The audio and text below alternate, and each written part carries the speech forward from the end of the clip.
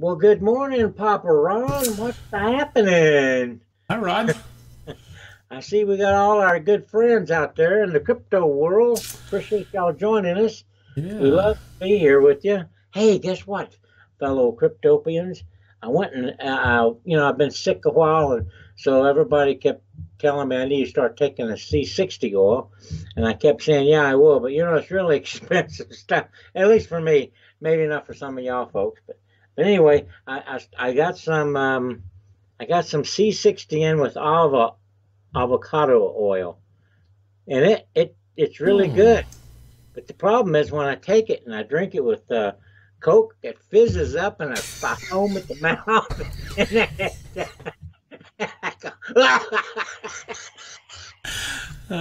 You know, Rod, that's almost believable. Rod, Rod's got Diet Coke going through his blood veins. It ain't blood anymore at all. Yeah, I'm kidding, folks, about this. I follow the instructions, and it says to drink a lot of water with it. So I every morning when I get up and I take this, I drink about 23 ounces of water, and I've only been on it about three days now, and I can't tell any difference yet. But I'll let you know what happens. Yeah, good, Rod. Folks, Rod and I used to work together. Rod owned his own business, and he hired me on, and we had a morning stop too down at the Circle K convenience store, but we would go and he'd fill up his mug. I've never seen a mug that is 128 ounces worth of fluid. Rod had one. It's a gallon jug. He'd probably fill that puppy up 2 or 3 times a day. Anyway, he was even way back then, and that was back in the 70s. He was a big Diet Coke man. Well, Rod, let's get on to the topic. I'm sure sometimes these people hate us rambling on, but Well, they don't have to watch. yeah. Well, the title of this video, folks, started. Actually, we did this video yesterday afternoon, and then by the time we got it uploaded, I noticed we couldn't hear Rod's voice. So I don't know what I did wrong, but here Probably we on are. there, and you couldn't hear me. Yeah, it could be. So we're redoing it, but we got this yesterday. So this article is kind of a day old already. But Rod and I, for the past, I don't know, several months, we've always highlighted companies that are kind of coming onto the blockchain. Yeah.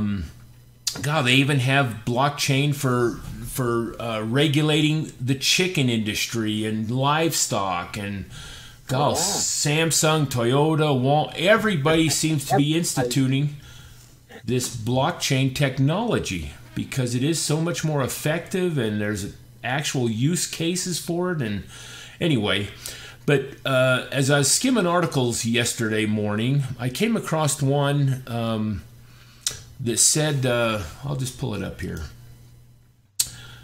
Lightning Labs chief, we're entering a Bitcoin, not blockchain world. And I thought, well, that's an interesting title, and it's not a long article, but this gal here, and her name is, do you remember, Rod? Yeah. Uh, Stark. Anyway, Stark. yeah, her last name is Stark. Well, folks, I don't know what you know about Lightning Network, but there's actually like 3 divisions within the Lightning Network. She is one of the co-founders. There's another person with her that co-founded Lightning Labs. And they have a specific mission. And then there's the original guys that wrote the white paper on Lightning Network. And then there's a third one. So they kind of all correlate together, and they're all working to get this done.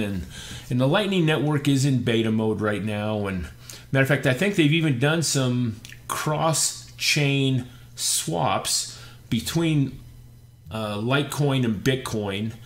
It started off pretty much just as a Bitcoin deal, and it kind of sits on top of the blockchain, the Bitcoin blockchain. It speeds up transactions immensely, so the fees are a lot more reduced. And you have to kind of be a member of segregated witness to make Lightning Network work. But the premise is that Lightning Network the more it's used and implemented and put out there, actually, the faster it gets, I think I read once. Yeah. So this gal even made the comment in her article that this thing can do up to millions of transactions per second after this thing really gets adopted and going. And I thought, wow, because Visa, I believe I read, only claims to do about 4,000 transactions a second. That's still quite a bit. It's huge. 2 million, that'd be big. Well, yeah, you look at all the retail stores that are swiping Visas every second or minute. It's a lot of transactions. So I just thought it interesting that she quoted, "We are moving into a Bitcoin world, folks, not a blockchain." And this kind of goes with what Rod and I have been saying, that there's things in the background we just don't know about. Yeah, and this is transforming. There's a transformation coming. And, we did, and I'm just rambling, Rod, but I'm trying to get to a point. Hurry up and get to it. I'm sorry.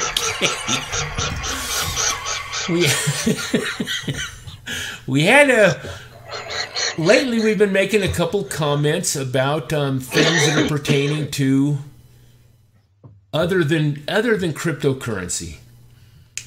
We've been talking a little bit about guns and some of these things, and we had some comments that say, hey, just stick to crypto.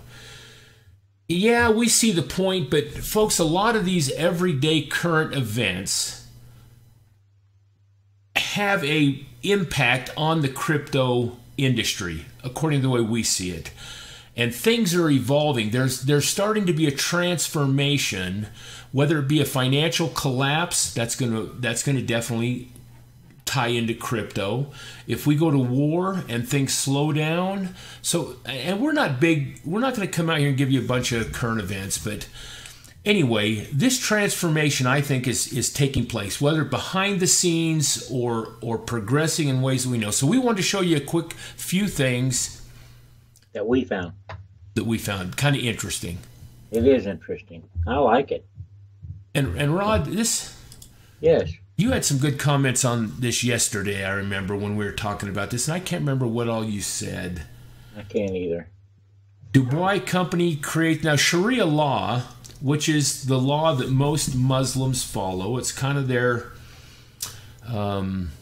political views and everyday life use, and I mean it's what they abide by. And evidently some of those laws restrict them from dealing with money that comes out of the United States or other countries. And so if the money actually has a backing, like this states, of gold, the Muslim world can adopt that and use that. So this is kind of interesting that this all of a sudden now opens up the industry to how many Muslims? I mean, millions, isn't it, Rod? Yeah. Oh, yeah. There's Islam is 1.3 billion people that are claiming to be Muslims. That's Islam. A ton of people that now maybe have a way to get into crypto. We just thought that was an interesting article. It was. It was interesting. Everybody's getting in on it. And then this one just popped up this morning, Rod. We didn't have this yesterday when we were doing this video. Okay. Coin Friendly. It's the world's largest repository of Bitcoin-friendly businesses. So there's a company out there called Snup, S-Y-N-U-P. Snup Provider. Reminds me of those guys way back when they used to snuff. Well, the kids all day now, instead of saying "what's up," they just say "sup." Sup, man. Right? Have you heard of my kids say that. Sup. You just talk English, Of course, we had slang in our day too, Rod. Yeah, we did. Yeah, I can't. Groovy, man, groovy. So this Snup, provider of software, they provided a website called Coin Friendly that lists all the businesses that are accepting Bitcoin. Yeah, so and it's by category. Let me go back to that. It's by category. I actually pulled up the website. Yep. Browse Bitcoin-friendly businesses by category. So whatever you're interested in, and then you probably go to your location. Here's bars and nightclubs. There's 231 listed on here. Now, true, folks, this is a drop in the bucket because I think there are only a little over 10,000 listings on here. But it'll be kind of fun to see how this thing grows. And again, another indication that crypto is going to be part of the future. It'll be a way to exchange value and maybe in some countries eventually take over their fiat systems, if not worldwide, maybe way down the road. Absolutely. And then here's another interesting thing. Talk about uses for tokens and coins. Here you have Ford. Wow. Ford wins a patent for car-to-car crypto transactions. So Rod and I were kind of talking about this yesterday, and all the things. So what they're doing is they're installing wallets, a crypto wallet within these newer vehicles, or at least they have plans to. They might not have done it yet. And these wallets can do a lot of different things. You can your insurance will automatically be taken out.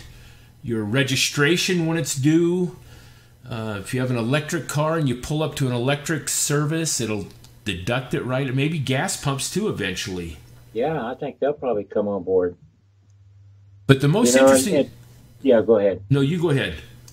Well, I was going to say, even they have a GPS platform in here also on token. Yeah. That'll tell you where you're at, and if you need to change lanes, all that stuff. It gets to where cars can communicate with other vehicles. And so if you're a car and you drive in the slower lanes, you'll actually, according to the article, you actually get credited tokens for being responsible and letting other cars that need to get down the highway quicker. Your car will communicate with them and say, hey, the lane is open, it's yours. And it's kind of interesting how... Yeah, coming up on them, he says, get your butt over, I want to pass you. Could be. And of course, cars driving themselves, they'll just move over and they'll pass you. But it's just interesting that this thing's all going to be run by some kind of token within these wallets and vehicles. Yeah. Mercedes has even got something going on here. The first blockchain car wallet is working. Yes, it is. Off here.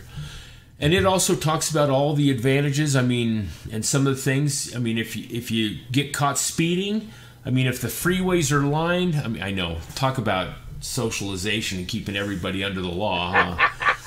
It'll automatically deduct the fines if you get caught speeding. Or maybe it'll even have it run to where you can't speed.